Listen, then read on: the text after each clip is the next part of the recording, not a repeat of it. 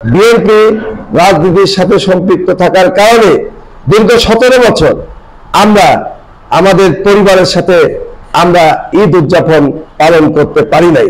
আমার বিরুদ্ধে প্রায় 100টি মামলা ছিল। আমরা এই 100টি মামলায় দীর্ঘদিন যাবৎ আমরা কোর্টের বারান্দায় ঘুরিয়েছি।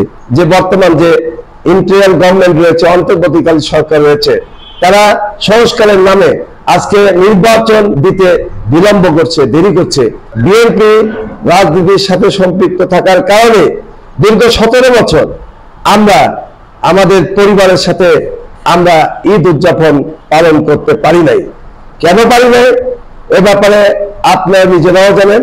আমি বলতে চাই যে দলটি, যে ফ্যাসিস্ট খুনি শেখ হাসিনা রাষ্ট্রীয় ক্ষমতায় ছিলেন, বিনা ভোটে, মধ্যরাতের ভোটে এবং 24-এর যে বিনা ভোটের রাষ্ট্রীয় ক্ষমতায় থেকে আজকে এই দেশটাকে আজকে মানুষকে বিপদের মধ্যে ফেলে দিয়ে, মানুষকে কষ্টের মধ্যে ফেলে দিয়ে আজকে এই ঈদ উদযাপিত করেছে।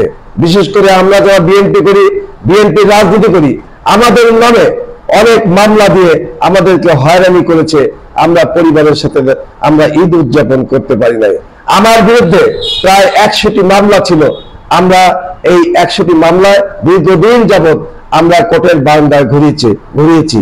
তাই এই 5ই আগস্টে ছাত্র বৈষম্য বিরোধী আন্দোলনের সংগ্রামের মধ্য দিয়ে এই যে ফ্যাসিস্ট মুক্ত, হাসিনা মুক্ত বাংলাদেশ হয়েছে, যার কারণে আমরা এইবার ঈদ উদযাপন করেছি আমাদের পরিবার পরিজনদের সাথে নিয়ে, দলের নেতাকর্মীদের সাথে নিয়ে আমরা ঈদ উদযাপন করতে পেরেছি।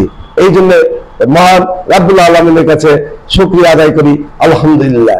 আমরা এটা বলতে চাই যে বর্তমান যে ইন্টারিম গভর্নমেন্ট রয়েছে, অন্তর্বর্তীকালীন সরকার রয়েছে, তারা সংস্কারের নামে আজকে নির্বাচন দিতে বিলম্ব করছে, দেরি করছে।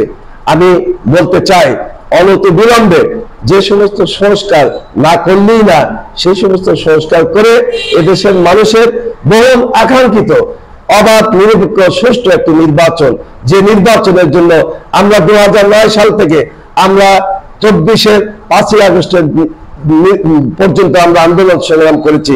আমাদের নেতা জনাব তারেক রহমান 2009 সাল থেকে এই সরকারের পদত্যাগ এবং নিরপেক্ষ নির্বাচনের মধ্য দিয়ে এই দেশের মানুষকে গণতান্ত্রিক পরিবেশে ফেরত আসার জন্য আন্দোলন করেছে। তাই আমি বলবো অনতি বিলম্বে আপনারা কাল বিলম্ব না করে একটি সুষ্ঠু নিরপেক্ষ নির্বাচনের ব্যবস্থা গ্রহণ করুন। তাহলে এই দেশবাসী যে আশা আকাঙ্ক্ষা, যে স্বপ্ন নিয়ে আন্দোলন সংগ্রাম করছে, সেই আন্দোলন সংগ্রামের স্বপ্ন তাদের পূরণ হবে।